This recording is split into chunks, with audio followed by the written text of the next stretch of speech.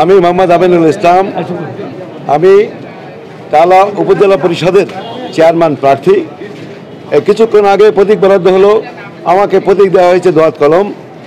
আমি পেশায় ছিলাম একজন শিক্ষক। আমি একটি মাধ্যমিক বিদ্যালয়ের প্রধান শিক্ষক ছিলাম।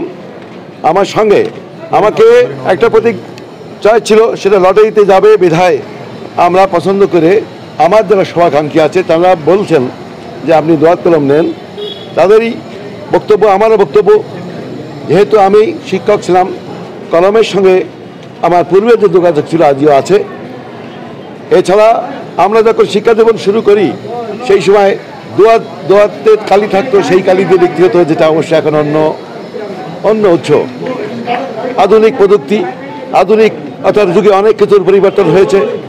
আজকে এখানে আমরা ছোটোবেলায় যে টালা উপজেলা দেখেছি, এখন অনেক পরিবর্তন, কিন্তু অনেক উন্নতি হয়েছে। প্রকৃত অর্থে আরও কিছু উন্নয়ন হওয়া প্রয়োজন ছিল, যেটা আমরা বাংলাদেশের প্রেক্ষাপট যদি আমরা বিবেচনা করি তাহলে মনে হয় আমরা টালা উপজেলা একটু পিছিয়ে আছি। এই পিছিয়ে পড়া টালা উপজেলাকে আরও একটু এগিয়ে নেওয়ার লক্ষ্যে আমার এই নির্বাচনে আসা।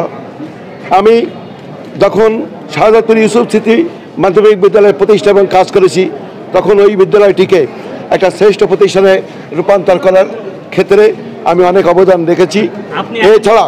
এছাড়া আর যে কাজগুলো আমি করেছি, সামাজিক কাজ, সেক্ষেত্রে আমি সাফল্য অর্জন করতে সক্ষম হয়েছি উপরআল্লাহর রহমতে।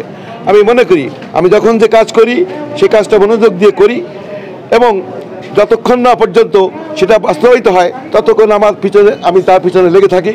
টালা উপজেলার উন্নয়নের লক্ষ্যে যে কাজগুলো প্রয়োজন হবে, এই জনসাধারণের সাথে আলোচনা করে আমি সেই কাজগুলো করব, অগ্রাধিকার নির্ধারণ করব, এবং উন্নয়নের লক্ষ্যমাত্রা বাস্তবায়নের জন্য যেখানে যা প্রয়োজন, যা করা প্রয়োজন, আমি সেটা করার জন্য প্রস্তুত। নির্বাচনের পরিবেশ এই মুহূর্তে আমি ভালো দেখতে পাচ্ছি। তবে যে বিধিমালা প্রণয়ন করা হয়েছে, কিছু কিছু ক্ষেত্রে তার ব্যত্যয় আমরা লক্ষ্য করতে পারছি।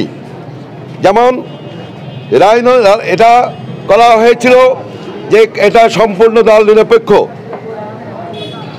এবং যে কারণে কোনো দলীয় প্রার্থী নাই বা দলীয় কোনো প্রতীক নাই, দলীয় প্রতীক দেওয়া হয়নি।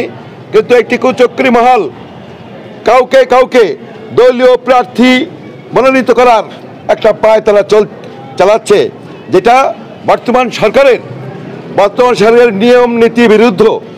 এদের বিরুদ্ধে সোচ্চার হওয়া প্রয়োজন, এবং এদের বিরুদ্ধে সতর্ক থাকার জন্য আমি সংশ্লিষ্ট সকলকে আহ্বান জানাচ্ছি।